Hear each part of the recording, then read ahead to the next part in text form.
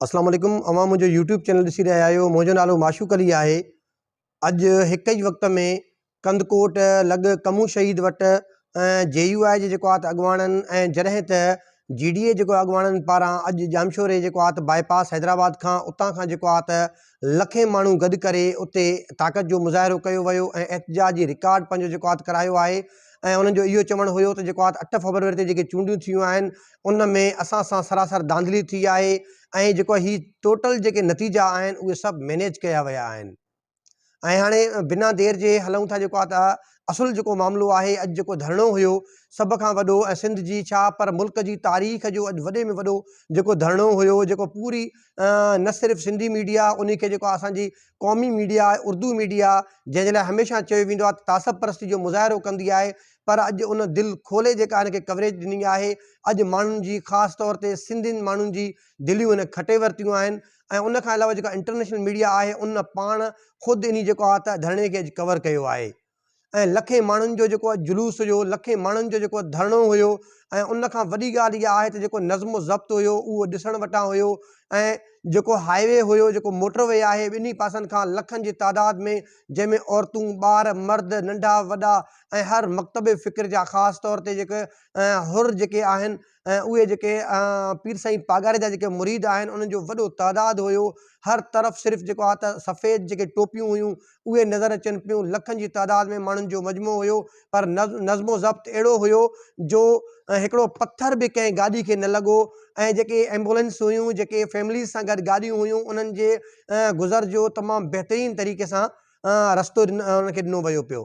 पर हाणे ॻाल्हि कंदासीं असुल मामले ते जेको आहे त जीअं जो अॼु सुबुह खां धरणो जेको आहे शुरू थियो ऐं माण्हू त कल्ह खां वठी पहुचणु शुरू थी विया। धरणो जीअं शुरू थियो जेके उते मुक़ररीन हुया उन सभिनी पंहिंजे ख़िताब जी शुरूआति कई, जंहिंमें जेके उनजा मरकज़ी जेके अॻुवान आहिनि मीर मुज़फ़र बिरोही उन ख़िताब कयो, डॉक्टर कादिर मक्सी उन ख़िताब कयो, उन खां बाद में डॉक्टर फ़हमीदा मिर्ज़ा आहे उन ख़िताब कयो, अयाज़ लतीफ़ पली जो वॾो नालो आहे सिंध जो उन ख़िताब कयो, ऐं मौलाना राशिद महमूद सूमरो आहिनि उन्हनि ख़िताब कयो।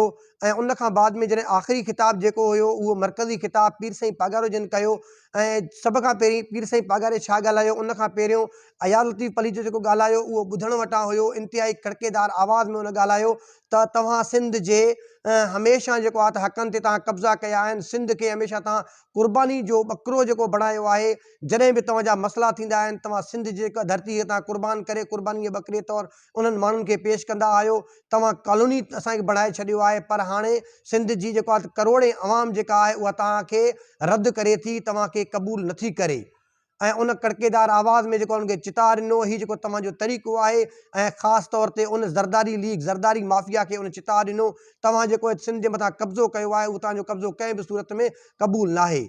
पीर साईं पागारे जॾहिं पंहिंजे ख़िताब जी शुरूआति कई उन ख़िताब दौरान जेको आहे त माण्हुनि खे तहमुल जो मुज़ाहिरो करण जी तलक़ीन कई। उन पंहिंजे ख़िताब में अॼु वॾी हिकिड़ी ॻाल्हि कई आहे, जेके पाकिस्तान जा जेके सियासतदान आहिनि, सियासत सां गॾु जेके एस्टेब्लिशमेंट आहे, जेके ताक़तवर धुरियूं आहिनि, जेके अदलिया में जेके वॾा वॾा माण्हू वेठा आहिनि, ख़ासि तौर ते चीफ जस्टिस ऑफ पाकिस्तान, उनखे ॾिसणु घुरिजे त जेके करोड़े माण्हुनि जो जेको रूहानी पेशवा आहे उन अॼु जेको ॻाल्हायो आहे। उन चयो जे अगरि इमरान ख़ान चोर आहे त पोइ असां सभु चोर आहियूं। इमरान ख़ान मुंहिंजी नज़र में कंहिं बि क़िस्म जी कंहिं बि ग़लती कंहिं बि ॾोह जो जेको आहे त माना उहो नथो ठहे, जेको आहे त उहो बेक़सूर आहे, बेॾोह आहे। हा माण्हू आहे, इंसान आहे, ख़ता थी हूंदी उनखां, जे अगरि उनखां ख़ता न थिए हा त पोइ उहो फ़रिश्तो हुजे हा। पीर साईं पंहिंजे ख़िताब में वधीक चयो त जेको आहे हीअ जेका इलेक्शन आहे, हीअ इलेक्शन 2.5 महीना अॻु में जेको आहे हिन जा रिज़ल्ट नतीजा जेके ठही चुका हुया ऐं नतीजा ठहण सां गॾोगॾु जिन माण्हुनि सां जेको आहे हिन जी डील थी हुई, जेके नतीजा ठाहिण वारा माण्हू आहिनि उन्हनि ताईं उन्हनि जेके जिन खे नतीजा मिलिया आहिनि उन्हनि खे ॾोकड़ पैसा बि ॾेई छॾिया हुया, उनजी पेमेंट्स बि थी चुकी हुयूं। असांखे सॼी ख़बर हुई, असां तंहिंजे करे कार्नर गरजाणी कोन पिया कयूं। असांखे माण्हुनि चयो कार्नर गरजाणी कयो, असां चयो कार्नर गरजाणी कोन कंदासीं।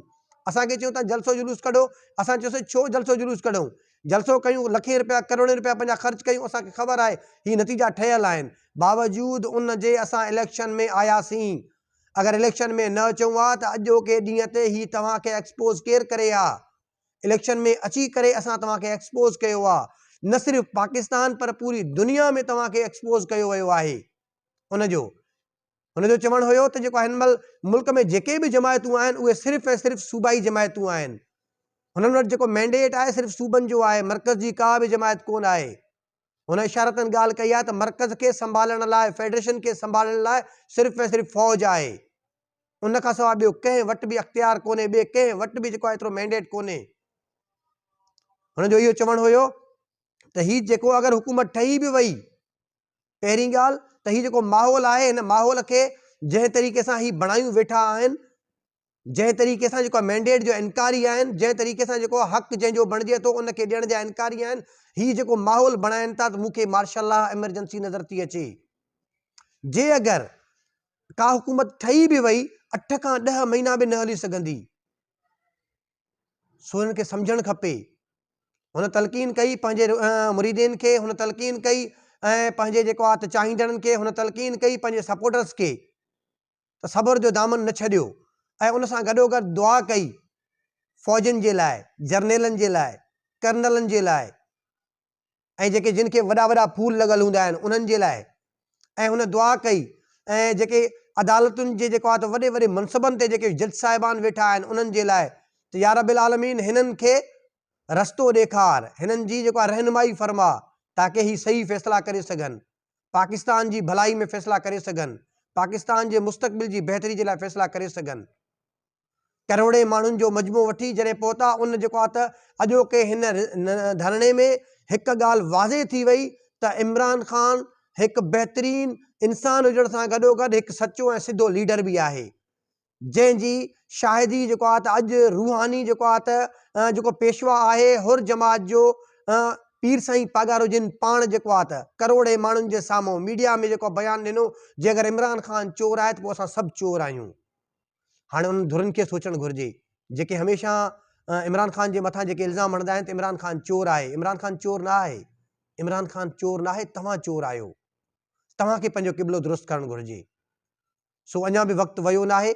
जिन खां ग़लती थी आहे पंहिंजी ग़लती खे दुरुस्त करण जे लाइ सही रस्तो अपनाइनि ऐं जेको हिन मुल्क खे जंहिं जेको आहे त सियासी जेको आहे त कशमकश जो शिकार बणायो आहे, सियासी धुबण में जंहिं फासायो आहे, उन खे कढणु हिन वक़्तु बि सवलो आहे। शर्त इहो आहे त उनजी नेक नियती हुजे, उहो सही रस्तो वठी हलनि। जीअं जीअं डेवलपमेंट थींदी तव्हां सां जेको आहे त वधीक शेयरिंग कंदासीं। मुंहिंजो यूट्यूब चैनल आहे माशूक कोसो ऑफिशियल, उन खे जेको आहे सब्सक्राइब कयो, बेल आइकन जो बटण आहे उन खे दॿायो ऐं मुंहिंजो सोशल मीडिया ते पेज आहे माशूक अली कोसो नाले सां, उन खे वधि खां वधि फॉलो कयो, लाइक कयो, कमेंट कयो त जेके अपडेट्स आहिनि तव्हां ताईं पहुची सघनि।